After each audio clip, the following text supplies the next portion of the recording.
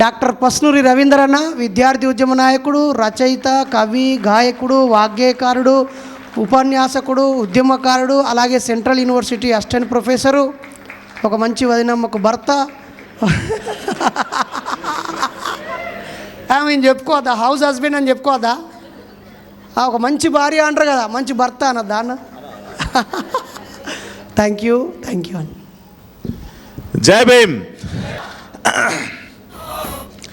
కుల మతాలు గీసుకున్న గీతలజొచ్చి ఇముడను నేను, నిఖిల లోకమెట్ల నిర్ణయించిన తరుగులేదు నాకు, విశ్వనరుడను నేను అన్నాడు మహాకవి జాషువా. ఆ జాషువా వారసులందరూ ఇక్కడ నాకు కనిపిస్తూ ఉన్నారు. జయరాజన్న మాట్లాడుతూ బ్లాక్స్ నుండి వచ్చిన లీడరు అని చెప్పి నలిగంటి శరత్నంటే, శరత్ అంటాడు హాల్లో అంతా బ్లాక్సే ఉన్నారు కదా అన్న అని చెప్పి అన్నాడు. సరే గట్టిగా చప్పట్లు. The black warriors, the black is beauty అని పాట రాసినావా ప్రభు? మాస్టర్జీ రాసిండు. ఓకే, మాస్టర్జీ అన్న రాసిండు. Beef is the secret of. ఈరోజు తల్లి సావిత్రిబాయికి ఒకసారి గట్టిగా జోహార్ చెప్దాం. జోహార్ సావిత్రిబాయి, జోహార్ మహాత్మా జ్యోతిరావు పూలే, జోహార్ బాబాసాహెబ్ అంబేద్కర్, జోహార్ మాతా రమాబాయి. 2015లో కేంద్ర సాహిత్య అకాడమీ అవార్డు వచ్చిన తర్వాత, యువ పురస్కారం అవార్డు వచ్చినాక ఆదిలాబాద్ జిల్లా బాసరకి ఒక ఐఐటి, అక్కడ ట్రిపుల్ ఐటీ ఉంది కదా, ఆ ట్రిపుల్ ఐటీలో మాట్లాడడానికి నన్ను గెస్ట్గా పిలిచారు. నాతో పాటు చాలామంది కవులు, రచయితలు వచ్చారు అక్కడికి. సరే ఇక్కడి దాకా వచ్చినాక చదువుల తల్లిని దర్శించుకోకుంటే ఎట్లా అని చెప్పి అందరూ ఆ వెహికల్, ఆ కారులో కూర్చున్న పాపానికి నన్ను కూడా తీసుకెళ్ళారు అక్కడికి. పోయినాక నేను పక్కన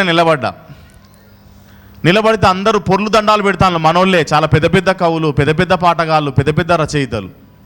నేను సపోర్ట్ చేయక గిట్లే నిలబడ్డా పక్క పొంటి.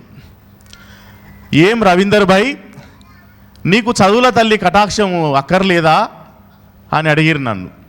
అంటే నేను చెప్పినా, నాకు సావిత్రిబాయి తల్లి చదువుల తల్లి, ఆ తల్లి వల్ల నేను ఇక్కడి దాకా వచ్చినా అని చెప్పిన. ఆ చదువుల తల్లి సావిత్రిబాయి వెలివాడలకు అక్షరాలు నేర్పాలనుకున్నటువంటి తల్లి. ఆ తల్లి జీవితాన్ని తలుసుకుంటే చాలా ఆశ్చర్యం అనిపిస్తుంది. ఎక్కడి నుండి మొదలైంది ఆ తల్లి? 1931 జనవరి 3వ తారీఖు మహారాష్ట్రలో జన్మించినటువంటి తల్లికి 9 ఏళ్ల వయసుకే పెళ్ళయింది. 9 ఏళ్ల వయసుకు పెళ్ళి అయితే అసలు చదువు అనేదాన్ని మర్చిపోవాలి. నాకు డిగ్రీ ఫస్ట్ ఇయర్లో పెళ్ళయింది. నరేష్కి ఎప్పుడైందో తెలియదు.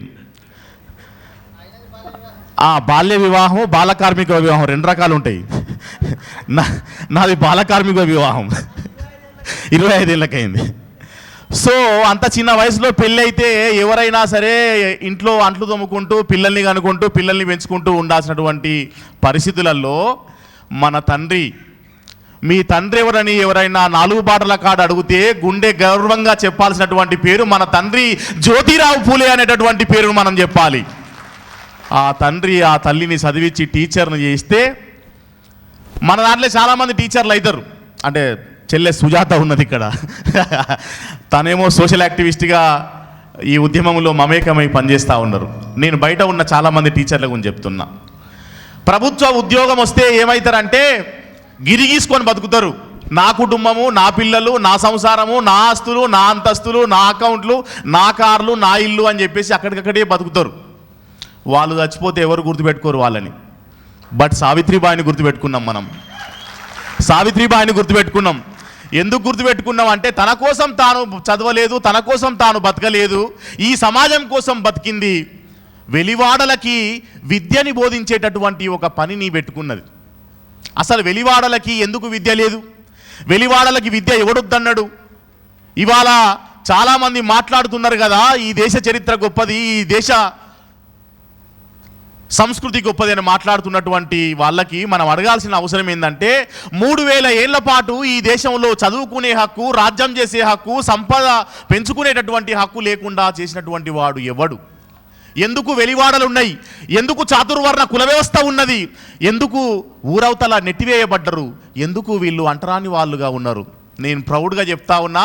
ఇవాళ మీ ముందు ఇక్కడ నేను ఈ సూట్ వేసుకొని నిలబడ్డానంటే కారణం పూలే దంపతులు, మహాత్మా జ్యోతిరావు పూలే, సావిత్రిబాయి ఇచ్చినటువంటి స్ఫూర్తి. మరి అట్లాంటి రోజులలో వాళ్ళకి చదువుకోవడానికి హక్కు లేకుంటే తల్లి సావిత్రిబాయి అక్కడికి పోయి చదువు చెప్తే ఊకుంటారా పండితులు? వింటే చెవుల్లో సీసం పోసిన వాళ్ళు, చదివితే నాలుకలు తెగ్గోసిన వాళ్ళు, మరి చదువు కోసం పోతే వాళ్ళు ఊకుంటారా? పెండ నీళ్లు కలిపి ఆ తల్లి మీద పోసిర్రు, పేడ నీళ్ళు. మనందరికీ తెలుసు కదా ఈ విషయం. సావిత్రిబాయి ఎన్ని కష్టాలు పడ్డది. అదే అక్కడ మనలాంటి వాళ్ళు ఎవరన్నా ఉంటే వద్దులే అని చెప్పేసి ఇంటికి పోయి సప్పుడు చేయక చెద్దరు కప్పుకొని పండుకుంటాం మనం. కానీ ఆనాడు పూలే ఏమన్నాడో తెలుసా? సావిత్రి, నువ్వు ఆగద్దు ఇక్కడ. వాళ్లకు చదువు చెప్పడానికి నీ మీద పేట నీళ్లు పోస్తే, బురద నీళ్లు పోస్తే నువ్వు ఇంకొక చీర పట్టుకొని పోయి అక్కడ కట్టుకొని అయినా సరే చదువు చెప్పని చెప్పిండు నా తండ్రి పూలే. అది సావిత్రిబాయి, జ్యోతిబా పూలే యొక్క స్ఫూర్తి. వాళ్ళు చదువు చెప్పి విద్యని వ్యాప్తి చేయడం కోసం మొట్టమొదట ఎంచుకున్నటువంటి రంగం ఆడపిల్లలకి చదువు నేర్పాల్సిన బాధ్యత. నాకు ఆడపిల్లల చదువు అన్నప్పుడు అలా చాలాసార్లు ఒక చిన్న షార్ట్ ఫిలిం గుర్తొస్తుంది. ఇంటర్నేషనల్ షార్ట్ ఫిలిం కాంపిటీషన్లో ఆ షార్ట్ ఫిలింకి ఫస్ట్ ప్రైజ్ వచ్చింది. ఆ షార్ట్ ఫిలిం ఏంటంటే మీరు కూడా చెప్పాలి. ఒక గుడిసె ముందు 6-7 సంవత్సరాల వయసున్న పిల్ల, 6-7 సంవత్సరాల వయసున్న అమ్మాయి స్కిప్పింగ్ ఆట ఆడుకుంటున్నదట. ఆడుతుంటే లోపల ఒక పసిపాప ఏడుపు వినబడ్డది. ఈమె స్కిప్పింగ్ తాడు అక్కడ వేసి లోపలి పోయి ఆ పసిపాపను ఊరుకుంచింది. సౌండ్ ఆగిపోయిందే మనకు చూపిస్తాడు. తర్వాత బయటకు వచ్చి మళ్ళీ స్కిప్పింగ్ ఆడుతుంటుంది, లోపటి నుండి మళ్ళీ ఏడుపు వినబడుతుంది. మళ్ళీ తాడకడేసిపోయి మళ్ళీ ఊరుకుంటుంది, మళ్ళీ వచ్చి ఆడుతుంది, మళ్ళీ చేస్తుంది. వాడు ఆఖరికి టైటిల్ ఏమి వేసాడో తెలుసా? ప్రపంచవ్యాప్తంగా తమ్మున్నో చెల్లెనో ఆడిపించడానికి 15 లక్షల మంది ఆడపిల్లలు సంవత్సరానికి బడి మానేస్తున్నారు అని చెప్పిండు. బడి మానేస్తున్నారు అని చెప్పిండు. అది ఇప్పుడు తీసిన షార్ట్ ఫిలిం. మరి ఆనాడు ఆడపిల్లలకి చదువు లేదు కదా, ఇవాళ్ళే అంటున్నారు ఆడపిల్లకైతే ఒక రకమైన చదువు, అబ్బాయిలకైతే ఒక రకమైన చదువు. మన బైరి నరేష్కి 2 కొడుకులే ఉన్నట్టున్నారు. ఒక ఆడపిల్ల ఉంటే తెలుస్తుంది ఆ కష్టం. అంటే ఆడపిల్లని ఏమనుకుంటారంటే బిఏ చదివినా బియ్యం గడగాల్సిందే, ఈమె చదివి రాజ్యాలే లేదు ఉన్నదా అని మన ముసలోళ్ళు అంటారు. ఇప్పుడు మన అమ్మ నాన్న అంటలేరులే కానీ మనం కూడా అంటలేము. కానీ అట్లాంటి రోజులలో ఆడపిల్లలకి చదువు చెప్పడం కోసం వాళ్ళు 4 ఏళ్లలో 20 పాఠశాలలు పెట్టిన గట్టిగా కొట్టని సప్పట్లు సావిత్రిబాయికి. ఒక ఏడాదిలో 20 పాఠశాలలు పెట్టినటువంటి చరిత్ర. ఆడపిల్లల విద్యా వ్యాప్తి కోసం వాళ్ళ జీవిత కాలంలో 52 పాఠశాలలు పెట్టిర్రు. మరి ఇవాళ సావిత్రిబాయిని కేవలం విద్యా సంఘ సంస్కర్తగా మాత్రమే మనం చూడలేం. ఆమె రేపు బైరి నరేషు మూఢనమ్మకాల నిర్మూలన సంఘం ఒకటి పుడుతుంది అని ఆనాడే మూఢనమ్మకాలకు వ్యతిరేకంగా దారులేసినటువంటి తల్లి మన సావిత్రిబాయి అనేటటువంటి విషయాన్ని మనం గుర్తుపెట్టుకోవాలి. శిరో ముండనాలు చేసిర్రు, భర్త చచ్చిపోతే భార్యను మంటల్లో వేసి కాల్చిళ్ళు. అట్లాంటి రోజులలో శిరోముండనాలు చేయడం దురాచారం, ఆడవాళ్ళని అవమానించకండి అని చెప్పేసి మన మంగళన్నల దగ్గరికి, నాయి బ్రాహ్మణులు అంటారు కదా, ఆ మంగళన్నల దగ్గరికి పోయి అన్నా మీరు వాళ్ళకి గుండ్లు కొట్టద్దు అనేటటువంటి ఒక ఉద్యమం చేసింది. వితంతువులు భర్త చచ్చిపోతే రోడ్ల మీద వితంతువులను వదిలేస్తున్నటువంటి రోజులలో వాళ్ళని తీసుకొచ్చి తన ఇంట్లో ఆశ్రయం ఇచ్చింది. జ్యోతిరావు పూలే, సావిత్రిబాయి పూలేకు పిల్లలు లేరు. యశ్వంతరావు అనేటటువంటి ఒక బ్రాహ్మణ విధవరావుల యొక్క కుమారుణ్ణి దత్తత తీసుకున్నారు. దత్తత తీసుకొని పెంచినటువంటి చరిత్ర వాళ్ళకున్నది. అంటే మనమేమో మనువాదము, బ్రాహ్మణిజము మన శత్రువులు అని చెప్పి మనం అనుకుంటున్నాం కదా. కానీ చూడండి ఎంత గొప్ప ప్రేమమయ్యి సావిత్రిబాయి అంటే, ఒక బ్రాహ్మణ స్త్రీకి పుట్టినటువంటి కొడుకును కూడా తీసుకొని దత్తత తీసుకొని పెంచి పెద్ద చేసి విద్యాబుద్ధులు నేర్పించింది. మిత్రులారా, అది ఆ తల్లి గొప్పతనం. అయితే మనం సావిత్రిబాయి నుండి ఏం నేర్చుకోవాలంటే ఇక్కడ ఉన్నది. 1860లోనే కుల వ్యతిరేక పోరాటాల్ని మొదలుపెట్టి ఈ దేశంలో చాతుర్వర్ణ కుల వ్యవస్థ ఉంటే అనేక మంది ఇబ్బందులు పడుతున్నారు అని చెప్పేసి చాలా పెద్ద మొత్తంలో ఉద్యమాన్ని లేవదీసింది. 1873లో జ్యోతిరావు పూలే స్థాపించినటువంటి సత్యశోధక్ సమాజ్, మనం తప్పకుండా సత్యశోధక్ సమాజ్ గురించి నేర్చుకోవాలి. పూలే రాసిన గులాంగిరి పుస్తకాన్ని చదవాలి. గులాంగిరి పుస్తకం చదివిన వాళ్ళు చేయొద్దండి. వెరీ గుడ్, చాలా ఎక్కువ మంది చదివారు. సేతగాని చెర్నకోల అనేటటువంటి పుస్తకం ఉన్నది, ఆ పుస్తకాన్ని కూడా మనం చదవాలి. ఆ పుస్తకంలో ఆయన ఏమన్నాడంటే, ఈ దేశానికి బతికొచ్చినటువంటి ఆర్యులకి ఈ దేశంలో ఉన్నటువంటి మూలవాసులకి జరుగుతున్న నిరంతర యుద్ధమే భారతదేశ చరిత్ర అని చెప్పిండు పూలే. కాబట్టి ఇవాళ మనం గుర్తుపెట్టుకోవాల్సింది ఏంటంటే గౌతమ బుద్ధుని వారసునిగా సావిత్రిబాయి పూలే, జ్యోతిరావు పూలే వచ్చిర్రు. వాళ్ళ వారసునిగా ఇవాళ బాబాసాహెబ్ అంబేద్కర్ వచ్చిండు, వాళ్ళ వారసునిగా కాంచీరామ్ వచ్చిండు, వాళ్ళ వారసునిగా మనం అందరం ఇక్కడ వచ్చినాము అనేటటువంటి విషయాన్ని మనం గుర్తుపెట్టుకోవాల్సినటువంటి అవసరం ఉంది మిత్రులారా. అంటే మహనీయులు మనకి వాళ్ళ త్యాగమైనటువంటి జీవితాన్ని మనకు అందించిపోతారు. 1891లో చాలా పెద్ద ఎత్తున కరువు వచ్చి మహారాష్ట్ర అల్లాడిపోతా ఉన్నప్పుడు తల్లి సావిత్రిబాయి ఏం చేసిందయ్యా అంటే ఇంటింటికి తిరిగి బియ్యం సేకరించింది, ఇంటింటికి తిరిగి విరాళాలు సేకరించింది, రోజుకు 2000 మందికి భోజనాలు పెట్టింది, దిక్కులేని పిల్లల్ని అనేక మందిని హక్కున చేర్చుకున్నది. ఆఖరికి సావిత్రిబాయి ఎట్లా చనిపోయింది?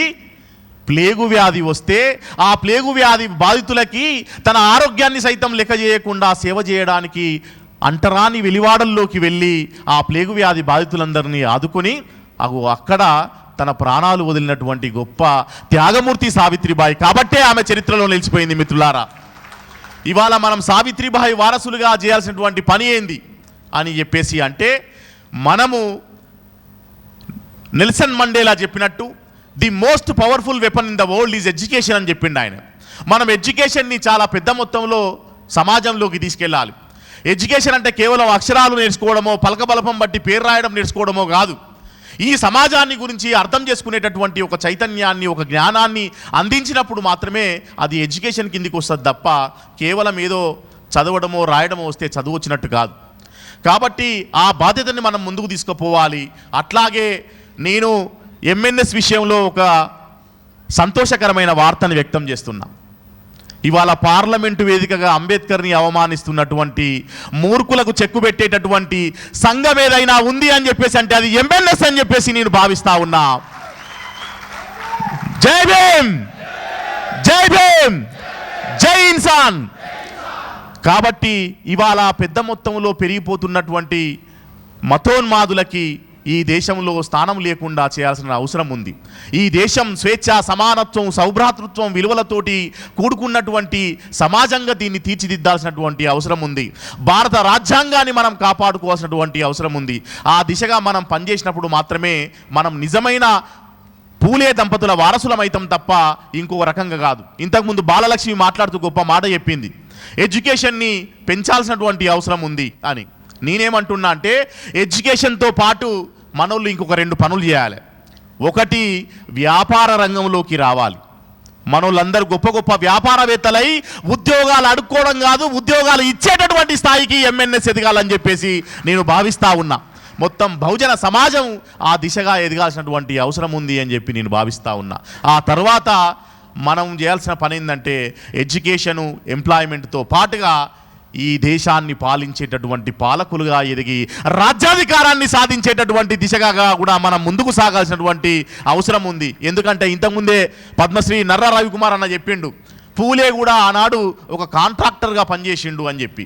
కాబట్టి అట్లాంటి ఒక స్ఫూర్తితోటి ఈ సమాజంలో మనం తలెత్తుకొని ఆత్మగౌరవంతో జీవించాలి అని చెప్పేసి అంటే వాళ్ళు చేసినటువంటి పనుల్ని ఈ కాలంలో కూడా మనం చేసి ముందుకు సాగినప్పుడు మాత్రమే దానికి విలువ ఉంటుంది అని చెప్పి తెలియజేస్తూ, మరి ఈ బ్లాక్ వారియర్స్ రేపు సమాజానికి చాలా గొప్ప చైతన్యాన్ని అందించేటటువంటి దాంట్లో ఇంత కమిట్మెంట్ తోటి నేను నరేష్ని అడిగిన, ఠాగూర్ ఆడిటోరియం చాలా పెద్దగా ఉంటుంది, అందులో ఎందుకు పెట్టిన నరేష్, అంతమంది వస్తారా మన సైనికులు అని అన్నా. అంటే అన్నాడు, అన్న మేము 600-700 మందికి చెప్పినాం, 1000 మంది వస్తారన్న అన్నాడు. 1000 దాటిల్ని ఇక్కడ గట్టిగా సపోర్ట్లు కొట్టండి. That is the commitment. అట్లాంటి కమిట్మెంట్ తోటి ఇవాళ ఏపీలో, కర్ణాటకలో, అన్ని రాష్ట్రాల్లోకి విస్తరిస్తున్నందుకు నాకు చాలా సంతోషంగా ఉంది. అయితే పెద్దలు భరద్వాజ గారు చెప్పినట్టు శత్రువు మనకు చుట్టూ ఉన్నాడు. శత్రువు 100 అడుగులు వేస్తే, 100 ప్లాన్లు వేస్తే మనం 1000 అడుగులు వేయాల్సినటువంటి అవసరం ఉంది, 1000 ప్లాన్లు వేయాల్సినటువంటి అవసరం ఉంది, మన సంఖ్యను పెంచుకోవాల్సినటువంటి అవసరం ఉంది. ముఖ్యంగా జ్ఞానవంతులను తయారు చేసుకోవాలి. ఎందుకంటే ఇవాళ జ్ఞానంతో భావజాలాల మధ్య యుద్ధం జరుగుతూ ఉన్నది.